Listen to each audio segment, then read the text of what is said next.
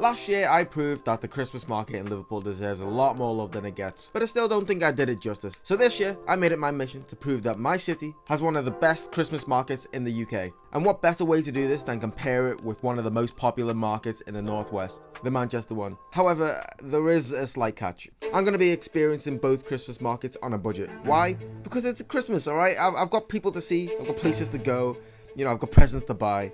So we're going to be going into both Christmas markets with a budget of £30 to spend. Let's see if we can do it.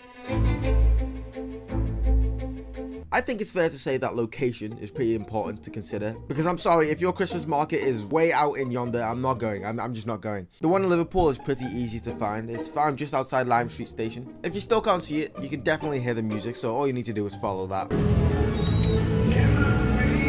Can't say the same for the one in Manchester though. Maybe it's because I'm not from there, but the market wasn't as easy to find. Not only is it like a 15-minute walk from Piccadilly Station, but it's also across like multiple streets, so we didn't actually know where it started and where it ended. So, you know, I can't lie, on the way we did get a little bit distracted by Wingstop.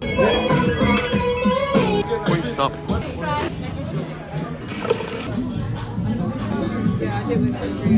Okay, I'll be completely honest, Wingstop was like the whole reason we were in Manchester in the first place, but that doesn't matter. The one good thing about Manchester's market being so big is that it took quite a long time to get through, which meant there was a lot more to see, so I feel like you can spend like a whole day there. However, this is just time that I didn't have, because I did actually have work the next day, so personally it didn't work out for me, but I can see the appeal. So in terms of like location and accessibility, for me personally, I'd say the Liverpool one edges it.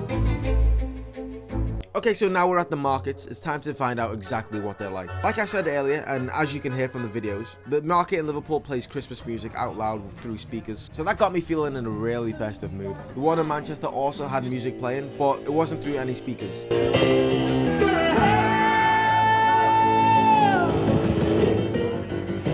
Now, anyone that knows me knows that I'm not a fan of live music at all, but this guy was really good. I'm gonna go get more batteries from Sainsbury's.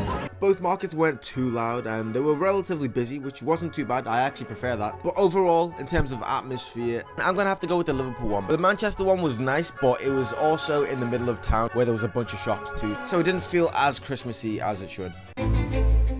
Alright, now this is where things get a bit pricey, alright? So we took a stroll around both Christmas markets, and I can't lie, they seemed pretty similar. But like I said, I was on a budget, so it's time to see how much I actually spent. In Liverpool, we found this cheesecake stall, so we got a Biscoff and a Kinder Bueno one. Next, we found this little arcade, where you can win a stuffed cow by throwing darts. I'm not gonna lie, I didn't do very well, but at least I won this tiny cow. I tried. And then we tried mulled wine for the first time, and I gotta say, it wasn't actually too bad. Not gonna lie, at this point I wasn't feeling very hungry, especially after seeing what was on the menu. So we moved on. I did, however, fancy a Baileys and hot chocolate. It tasted so good, but it just wasn't as big as I expected, especially for the price it was as well. So this is how much I spent in the Liverpool market.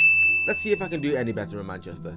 I can't lie, I think in Manchester I was a bit more determined to save money because of just how much I spent in Liverpool. Like I said, a lot of the stores were similar. There was quite a lot of jewelry stores and little gifts to buy for friends and family. I didn't buy any when I was in Liverpool, but I did end up buying a pair of earrings. Again, we couldn't resist some Baileys hot chocolate. And we also bought some nice soaps and some nice coasters too. Because of Wingstop, we weren't actually feeling hungry, but we did fancy another drink. So this time, we tried mulled cider instead of mulled wine, and I can't lie, I think I preferred the wine. Anyways, this was how much I spent in Manchester.